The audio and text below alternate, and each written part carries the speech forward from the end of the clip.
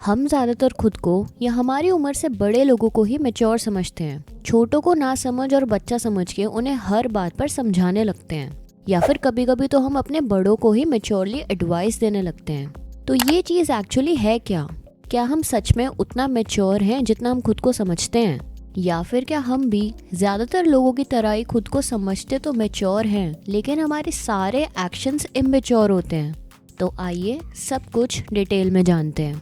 इस वीडियो में हम जानेंगे रियल मैच्योरिटी क्या होती है और कितने टाइप्स की होती है, इमेच्योर और मैच्योर लोगों की पर्सनालिटी के कुछ साइंस और डिफरेंसेस, एंड लास्ट में मैं आपको 5 तरीके बताऊंगी जिन्हें आप आज से ही फॉलो करके लाइफ एक मैच्योर वे में जी सकते हो। ये काफ़ी इंटरेस्टिंग वीडियो होने वाली है, तो इसको एंड तक ज़रूर देखना। एंड अगर आपने अभी तक चैनल को सब्सक्राइब नहीं किया है तो प्लीज़ अभी कर दो। So let's begin.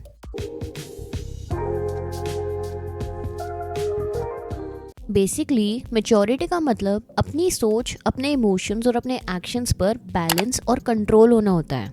अगर हम क्लिनिकल साइकोलॉजिस्ट और यूनिवर्सिटी ऑफ टोरंटो के प्रोफेसर जॉर्डन पीटरसन के वर्ड्स में जाने तो उनका कहना है कि हम अपनी लाइफ में जितनी ज़्यादा अलग अलग तरीके की प्रॉब्लम्स और सिचुएशंस को एक्सपीरियंस करते हैं, यंग एज में जितनी ज़्यादा रिस्पॉन्सिबिलिटीज़ लेकर खुद को और लाइफ को हैंडल करते हैं, उतने ही ज़्यादा हम मैच्योर होते हैं और एक पर्पसफुल लाइफ जीते हैं। अब हम बात करते हैं 2 एरियाज ऑफ मैच्योरिटी के बारे में। तो गाइस, मैच्योरिटी के 2 इम्पोर्टेंट एरियाज भी हैं। पहला है मेंटल मैच्योरिटी, जिसमें हमारी सोच और सिचुएशन को देखने का नजरिया इन्वॉल्व होता है। दूसरी है इमोशनल मैच्योरिटी, जिसमें हम खुद के लिए और दूसरों के लिए कितने मैच्योर हैं वो मालूम होता है।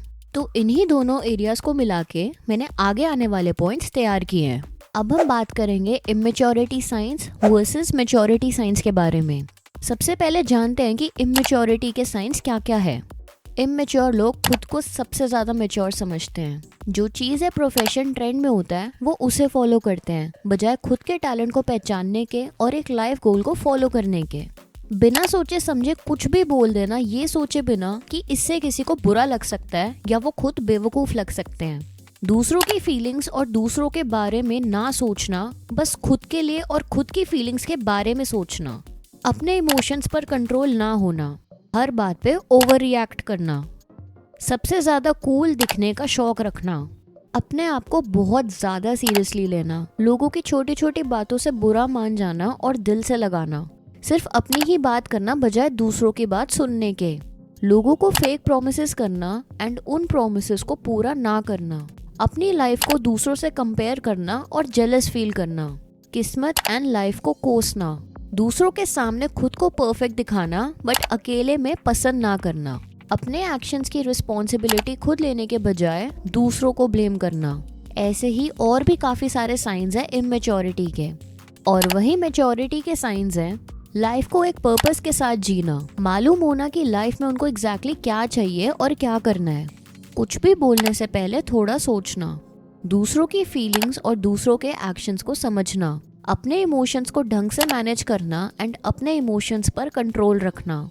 चाहे कोई भी सिचुएशन हो, उसे काम माइंड के साथ हैंडल करना, अपने आप को ज़्यादा सीरियसली ना लेते हुए लोगों के मजाक में हंसना बिना रिस्पेक्ट गवाए, खुद बोलने से ज़्यादा दूसरों की बात ध्यान से सुनना, कोई प्रॉमिस जल्दी से ना करना और अगर कर दिया तो उसे निभाना, अपने माइंड, हेल्थ, रिलेशन, प्रोफेशन और नॉलेज को बेहतर बनाते रहना, अपनी और अपनों की रिस्पॉन्सिबिलिटी खुद लेना बजाय किसी और को ब्लेम करने के।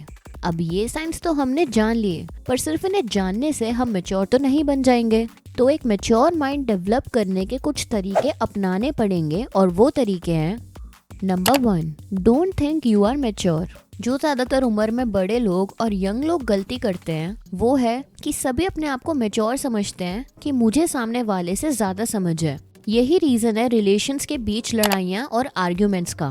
लेकिन जब हम अपने आप को बाकी लोगों की तरह ही एक ऑर्डिनरी इंसान समझते हैं तो हम अपने आसपास के लोगों से ज़्यादा रिलेट कर पाते हैं, बजाय ये सोचने के कि कोई मुझे नहीं समझ सकता क्योंकि मैं और मेरी सोच लोगों की सोच के परे हैं।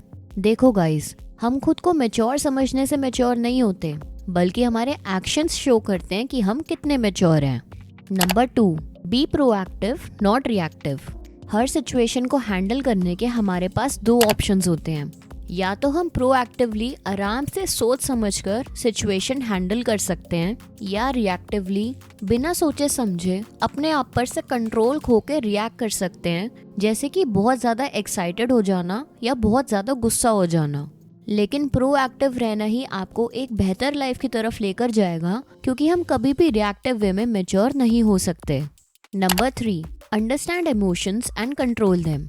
चाहे इमोशंस खुद के हो या दूसरों के, हमें सभी के इमोशंस समझने चाहिए और उन्हें सही तरह से हैंडल करना चाहिए। हम सभी अपने इमोशंस तो अच्छी तरह से समझते ही हैं, लेकिन अब से आप स्टार्ट करो कि जो बातें लोग आपसे नहीं कह पाते या जो इमोशंस वो आपको शो नहीं कर पाते, वो आप खुद ही समझ सको।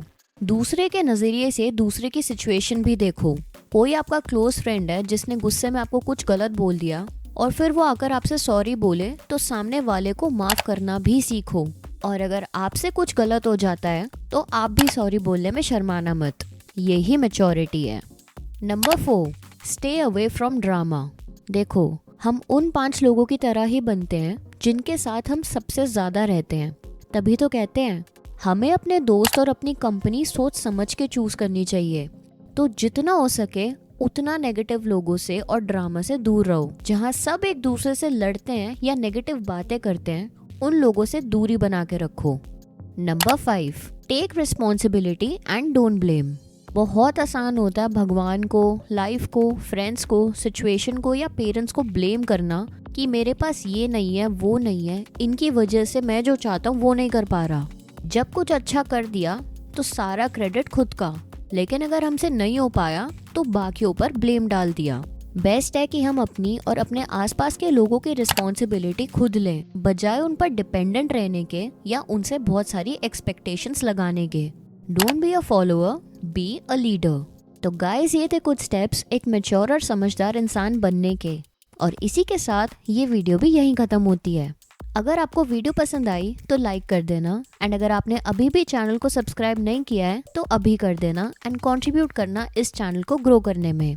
तो मिलते हैं फिर अगली वीडियो में। तब तक के लिए अपना ख्याल रखिए एंड बाय बाय।